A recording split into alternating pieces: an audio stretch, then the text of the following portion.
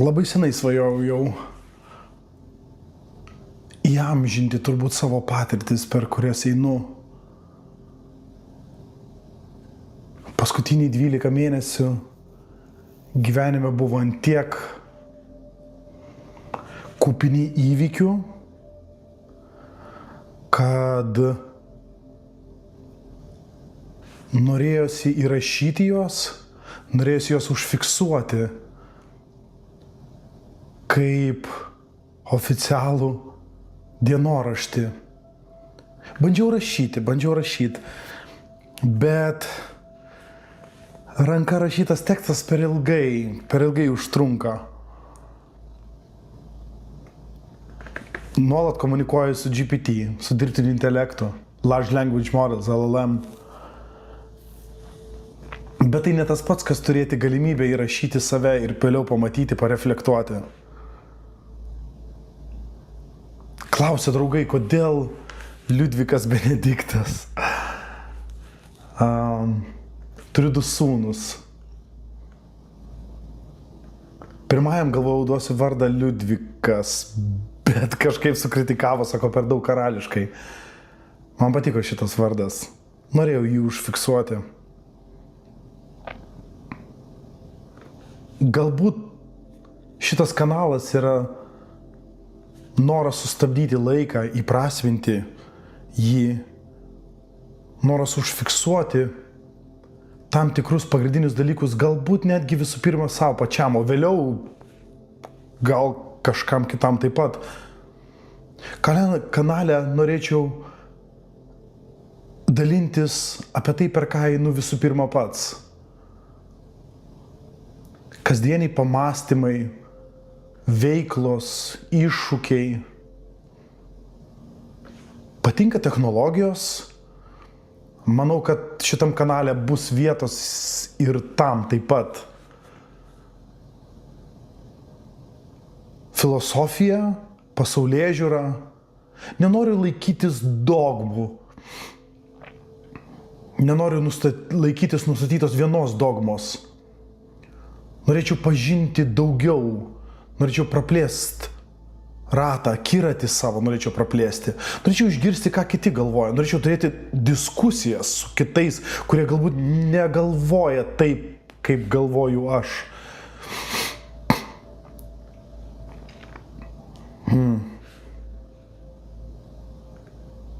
Pasirašiau be kaukių ir scenarijų, bet ar yra galimybė būti be kaukių? Ar aš dabar esu be kaukių?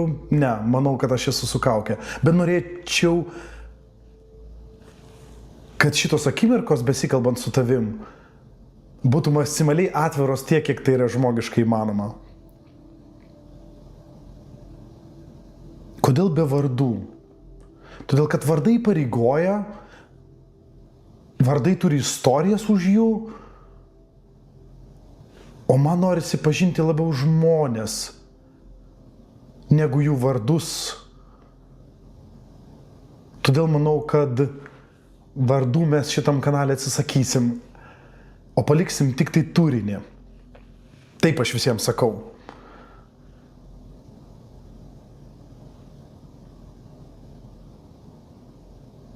Manau, kad kalbėsim apie santykius daug.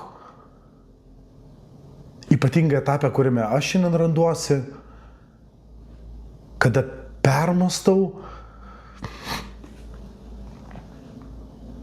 pervertinu galbūt absoliučiai visus santykius su savo aplinka, kokius turėjau iki šiol. Man 42, viskas keičiasi. Ir šitą pokytį aš norėjau užfiksuoti, norėjau, kad jisai išliktų. Man atrodo, tokių žmonių kaip aš yra daugiau. Ir galbūt kažkas, ką mes kalbėsim čia, surezonuos.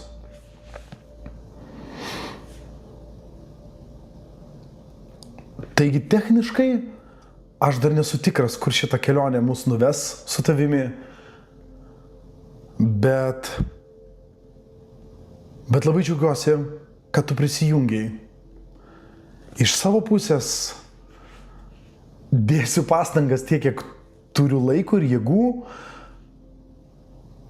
kad nekurti šūdo, bet kad kurti prasmingus pokalbius. Kad iš kiekvieno pokalbio galėčiau aš pats visų pirma išsinešti bent menkiausią dalį supratimo, išgirsti kitą žmogų, išgirsti galų gale pat save, pareflektuoti. Taigi džiaugiuosi, kad įsijungiai ir sveikinu prisijungus kartu su manimi į šitą naują, labai įdomią kelionę.